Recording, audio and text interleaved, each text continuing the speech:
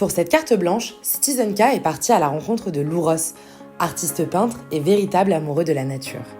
Alors, la nature semble tenir une place très importante dans ton travail. D'où te vient cet amour de la faune et la flore et comment est-ce que ça s'exprime dans ta peinture ? Alors j'ai essayé de parler de ce sujet après avoir fait beaucoup de portraits en essayant juste de choisir des images qui me plaisaient juste parce que je les trouvais jolies. Et après avec le temps j'ai essayé de revenir sur des sujets qui me parlent plus, donc ceux dont on parle. Et donc j'ai commencé à faire des grands paysages dans le but de montrer une évolution et un changement de ce qui peut arriver ou de ce qui est déjà arrivé. Par exemple, un désert a pu être une grande vallée pleine d'arbres pendant un temps. Et donc je travaille sur des choses quasi abstraites, mais qui sont quand même avec des points de vue. On peut voir l'horizon, on peut voir un lac ou des choses comme ça. Et donc en fait, j'essaye de commencer à travailler dessus, puis les recouvrir pour qu'on puisse voir par transparence ce qu'il y a dessous. Exactement comme on peut voir sur une fouille archéologique qu'il y avait d'autres choses sous un désert ou sous un lac ou sous une mer il y a un certain temps. Là, tu disais tu voulais représenter des choses qui avaient plus de sens pour toi.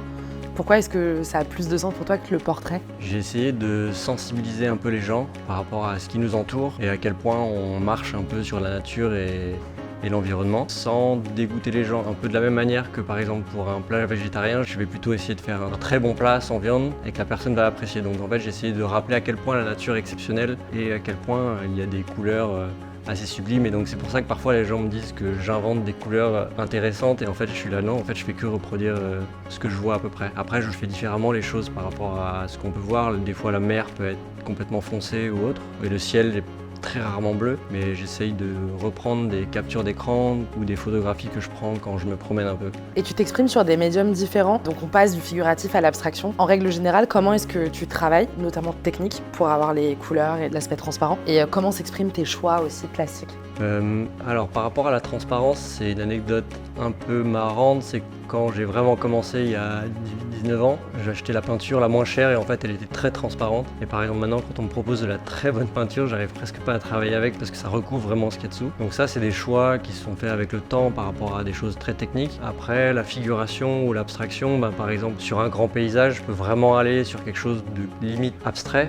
Mais par exemple quand j'essaie de travailler sur les oiseaux en voie d'extinction, je vais plutôt aller chercher des formes, des choses qui correspondent à de la figuration. Mais par exemple, pour essayer de sortir du carré ou du rectangle qu'on fait très très souvent quand on fait de la peinture, sur les oiseaux, quand j'ai commencé à les faire en peinture, je trouvais que le fond était un peu pas très important. Et du coup, j'ai commencé à faire des découpes d'oiseaux. Donc j'avais la figuration en découpe. Et ensuite, j'ai pu travailler de la même manière que sur mes paysages dans l'oiseau.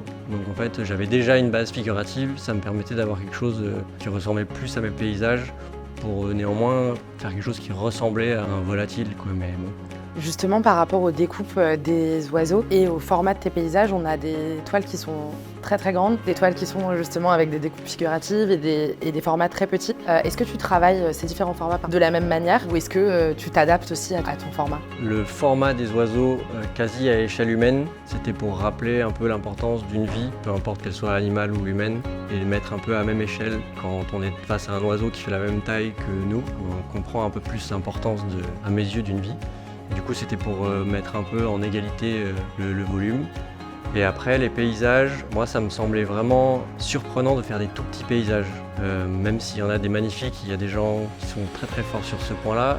Mais j'ai commencé par faire que des très grands. Donc tous les paysages que je faisais au début, c'était des 300 par 200. Et après, j'ai même essayé de faire vraiment plus grand pour que ça soit quelque chose de très immersif. Parce que ça faisait sens pour moi, qu'on puisse vraiment faire quasiment un 360 degrés dans un paysage, un peu comme quand on est dans la forêt, quoi. Ça s'arrête pas, c'est pas défini. Et je voulais essayer de sortir un peu de la fenêtre et du détail. Après, je me suis rendu compte que si tu fais 50 pièces qui font 40 mètres, ça a moins d'importance tout à coup parce que c'est la normalité. Et du coup, je trouvais intéressant de faire des petits paysages ou des zooms de chaque pièce. Et en fait, je trouve que ça permet aux petits de donner de l'importance aux grands et aux grands de donner de l'importance aux petits. Voilà, je me rappelle, j'avais fait une exposition, j'avais mis que des grands. Ça faisait un peu trop...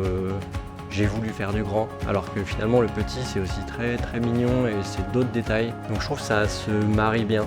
Je pense que je ferai pas une exposition que de petits ou une exposition que de grands, mais je trouve que voilà, les variations par rapport aux échelles, ça marche bien. Tu disais le petit donne de l'importance au grand et le grand donne de l'importance au petit. Et avec tout ce que tu dis depuis tout à l'heure, est-ce qu'il y a quelque chose d'un peu allégorique ou métaphorique avec justement l'échelle humaine par rapport à la nature, l'échelle de la nature par rapport à l'homme? J'essaye de vraiment rappeler que même une chose très petite peut être très importante, un peu comme les abeilles ou des choses qu'on sous-estime un peu. Mais après, j'essaye de pas être dans le jugement ou dans quelque chose de péjoratif, donc je le dis d'une manière assez légère. On est dans une période où les gens ils aiment la couleur, ils aiment les choses pas trop négatives, on a déjà un quotidien assez difficile. Donc j'essaye de pas non plus rajouter une couche de jugement et juste de laisser les gens regarder quelque chose qui m'intéresse moi. Après, voilà, il y a des gens, ils viennent aux expositions, ils comprennent pas, ils sont sur un autre sujet et ça me dérange pas du tout. Du moment que ça parle un peu, et vraiment avec les oiseaux, c'est pareil qu'avec les paysages. Souvent, je reprenais juste des teintes que je revoyais sur les oiseaux et je me rappelle d'une maman qui est venue avec son enfant qui m'a dit c'est vraiment exceptionnel les couleurs que vous avez inventées encore, et j'étais là mais vraiment vous pouvez regarder la photo, c'est la nature qui fait des trucs de ouf. Donc voilà, j'essaye de juste ramener ça mais sans être dans le péjoratif ou dans le jugement.